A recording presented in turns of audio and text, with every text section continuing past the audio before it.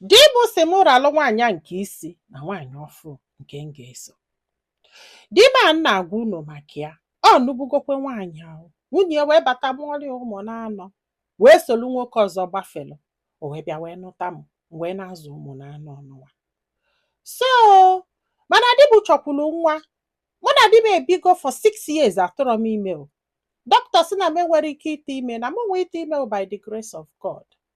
So di m wee sị, nya ka chọkwuru nwa, nya ka chọkwuru nwa. Maka na ife nwunye ya hapụrụ ya wee gaba bụ nwaanyị na-atọ n'ofu nwoke. So na aka chọkwuru ụmụ nwoke. Mgbe na-ayị asị ya, na m agbọrọ ka m ga-esi wee mee ihe a ka m jee ekute ọjọọ sị na ha bụ nwoke na ha chọrọ nwa ekutere ekute. O wee lụọ one day, o wee kpọọ m wee sị m, nne achọ ka m ralụ nyanwa ije kpọchite nwaanyị a nke izizi mụrụ ụmụ na-atọ wee solu nwoke ọzọ gbafelu. Na ndị befe si na emeri ọgwụ, na ọgwụ apụghị n'anya, na ọ na-ayọ biko na-achọ ka ya chighete azụ bịa netewe ụmụ ya anya. Nwaanyị agbapụrụ n'ụlọ for 6 years wee bịa na-ayọ ịghọtara na nke akpọchighete ya azụ ka ọ bịa mụkwuori ya nwa.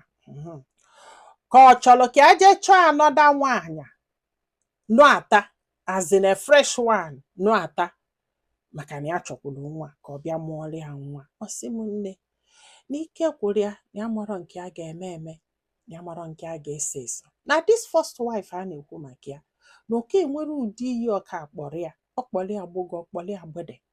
Ịghọtago, mgbe ụfọdụ ọbụ ifo ụmụ ya ọ na-alị ya anya, mgbe ụfọdụ ọbụ ifo ụmụ ya ọ na-achọdebe ihe ọ ga-asị na ya mere ụmụ ya etu ọ ga-esi tọọnụ dị against nyanwa like na ya na ya na-aba adọrọ na mma. It's not like na fabu n'ụlọ na-ese okwu, kama na ya na ya na-aba adọrọ mma, na ya laikere ya, na ọ bụrụ ezigbo mmadụ. Mgbe ọbụla ọ na-atamụ, ọ na-ekpe kpelugbogo kpelụgbede. Ịghọtara na denu ijekwana nụtanụ nwaanyị ọzọ na who knows ife a ga-anụta, who knows ife a ga-anụta. Ike kwụọla ọtọ gwa ya na di ya chọkwa ịhapụ ya o, na ọ sị ya na ọ ga-anọ mana ọ ga-aralụ nwaanyị nke isi, nyanwa ije duchiete nwaanyị nke isi mụrụ ụmụ na-anọ, ọ nyanwa ije nụ di ọzọ, nyanwa ije nụ nwaanyị ọzọ kpọta n'ụlọ. Ike kwụla ọtọ gwa ya na mara ife a ga-eme eme. Enwe nwaanyị ị ga-achọta kịta akpọti ọ ga-agụ. Ịghọtara na and o nwekwa ike with time etu nụnwa first wife na-abịa ayọ biko na-ayọ biko na-ayọ biko, ọsọkwa dị kịta wonde, ọsọkwa na ọ ga-akpọ ọtị ya ife ya na-eche o.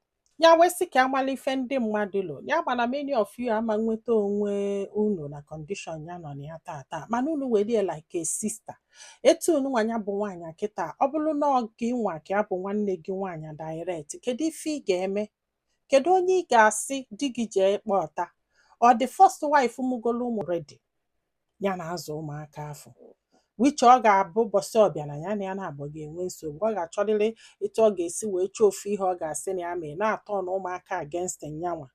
Ka ọ jee hapụ die ka o jee chọọ nwaanyị ọzọ maka na ya ma na ya ga-enyere aka wee chọta nwaanyị nke a. But who knows, ịma na ụmụ nwaanyị efe ha iche na ha bụ ajọ ezigbo mmadụ. Mgbe ha batara ha agha n'anwụ, ya agbago na ya ma mmụta nwa. Ịghọtago, and na di ya chọrọ adọpụ. Na iwu dị na nwaanyị ga-abata, kama na ọ bụrụ na ọ gị nwa, kedu nke ị ga-ewe? Nwaanyị isi or another fresh one?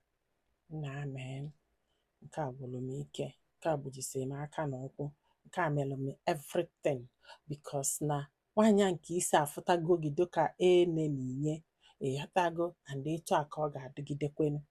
Then esi ka ije kpọta onye ọzọ, who knows ife ga-abata na o nwere ike ọ bata sef ọ bụ na nwaanyị nke isi ka ya mma, ọ bụ na nwaanyị nke isi ka ya mma, mana dị ka ịgbaghalụ nwaanyị agbasoro nwoke si na emeli ọgwụ. Onwe ka o si ada o. Who knows ma omego di gị nya bụ ọgwụ, who knows, I don't know. But nne ịnọ n'etiti mmiri, amụrụ m ife m ga-agwa gị. To be honest, I feel your pains, but I don't know. I don't know. Ọ bụrụ na ụmụaka alọvugo gị azene na ịkpọrịtago ụmụaka nso na ha na-afụta gị dịka nne, nsị gị jee kpọta na nwaanyị nke isi, na ọ bụrụ na ọ nọsara gị ọgụ ka ụmụaka nyere aka wee gbaranụ gị ọgụ.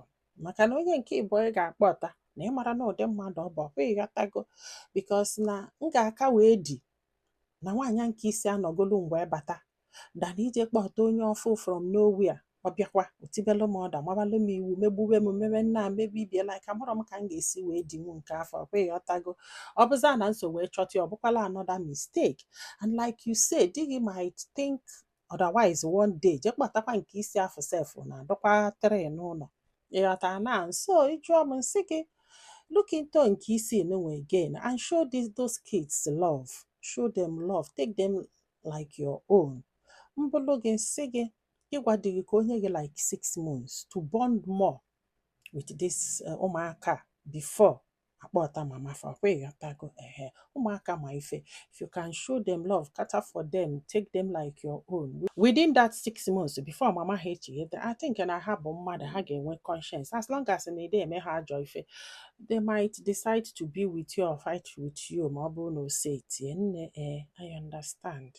I understand but still amụrụ m ife m ga-agwa gị abụ ịghọtago ọ bụrụ na nke afọ bata bụ onye igbo nwunye you can still be on your own after all ịmụtara nwa but do not choose depression or choose trauma over your happiness now and with time you keep pushing adopt nke gị ịghọtago onwe nke ịkpọrọ nke gị ịghọtara ebe m na-eje yes because na ịmụtara nwa will not stop you from being a mother.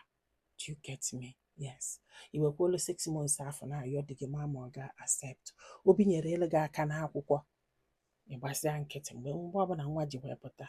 You have your own. Abịghị ọtabugodoro nwa nwaanyị nke ọbụla. Ọ bụsị ife nwere ike ịgwa gị. Ọ dịrị izi I understand. Mana ụmụnne m tii n'ọnụ n'okwu abụrụ gị kedu nke ị ga-choose. The first or another one. Ụwa anọnwa ife onwe gị ebe ịdọ happy thank your chi mara ife your chi meele gị ndị be anyị daalụ nọ ka ọ dị n'ụbọchị ọzọ